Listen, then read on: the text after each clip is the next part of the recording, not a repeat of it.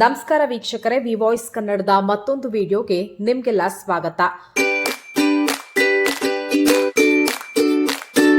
ವಾಲ್ಮೀಕಿ ಅಭಿವೃದ್ಧಿ ನಿಗಮದಲ್ಲಿ ಅಕ್ರಮ ಹಣ ವರ್ಗಾವಣೆ ವಿಚಾರ ಇಡೀ ರಾಜ್ಯವನ್ನೇ ಬೆಚ್ಚಿ ಬೀಳಿಸಿತು.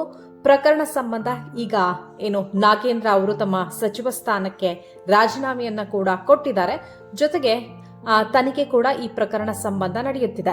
ಇದೆಲ್ಲದರ ಮಧ್ಯ ಮಾಜಿ ಸಚಿವ ನಾಗೇಂದ್ರ ಮತ್ತೆ ಶಾಸಕ ಬಸನಗೌಡ ದದ್ದಲ್ ಮನೆ ಮೇಲೆ ಇಡಿ ದಾಳಿಯನ್ನು ನಡೆಸಿದೆ. ಕರ್ನಾಟಕದಲ್ಲಿ ಒಟ್ಟು 18 ಕಡೆ ಇಡಿ ಏಕಕಾಲಕ್ಕೆ ಈ ಒಂದು ದಾಳಿಯನ್ನು ನಡೆಸಿದೆ. ನಾಗೇಂದ್ರ ಅವರ ಬಳ್ಳಾರಿಯ ನೆಹರು ಕಾಲೋನಿ ಮತ್ತೆ ಬೆಂಗಳೂರಿನ ಬಿಎಲ್ ಸಮೀಪ ಇರುವಂತಹ ನಿವಾಸದ ಮೇಲೆ ಈ ಒಂದು ದಾಳಿ ನಡೆದಿದ್ದು ಪರಿಶೀಲನೆಯನ್ನ ನಡೆಸಲಾಗ್ತಾ ಇದೆ.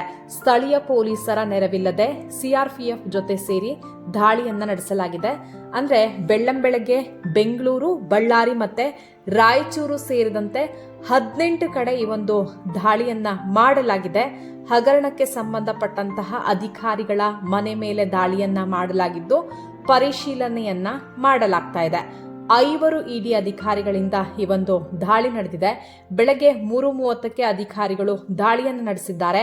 ವಾಲ್ಮೀಕಿ ನಿಗಮ ಅವ್ಯವಹಾರ ಪ್ರಕರಣಕ್ಕೆ ಸಂಬಂಧಿಸಿದಂತೆ ಬ್ಯಾಂಕ್ ಉದ್ಯೋಗಿ ದೀಪಾ ಎಂಬುವರ ಮನೆ ಮೇಲೂ ಕೂಡ ಇಡಿ ಅಧಿಕಾರಿಗಳು ದಾಳಿಯನ್ನ ನಡೆಸಿದ್ದಾರೆ. ದೀಪಾ ಅವರ ವಿಜಯನಗರದ ಮನೆ ಮೇಲೆ ಇಡಿ ಅಧಿಕಾರಿಗಳು ದಾಳಿಯನ್ನು ನಡೆಸಿ ದಾಖಲೆಗಳಿಗಾಗಿ ಶೋಧ ಕಾರ್ಯವನ್ನ ನಡೆಸುತ್ತಿದ್ದಾರೆ.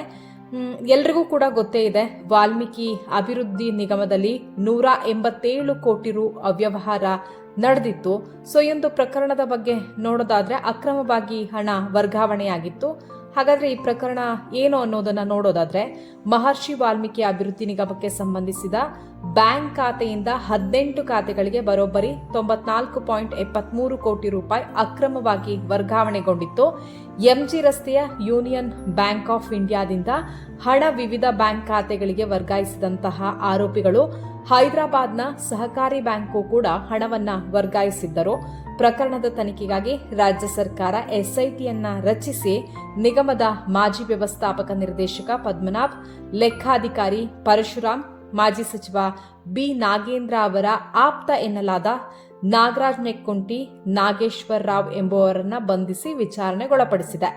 ಪ್ರಕರಣ ಬೆಳಕಿಗೆ ಬಂದ ಮೇಲೆ ಸಚಿವ ನಾಗೇಂದ್ರ ಕೂಡ ತಮ್ಮ ಸಚಿವ ಸ್ಥಾನಕ್ಕೆ ರಾಜೀನಾಮೆಯನ್ನ ನೀಡಿದ್ರು.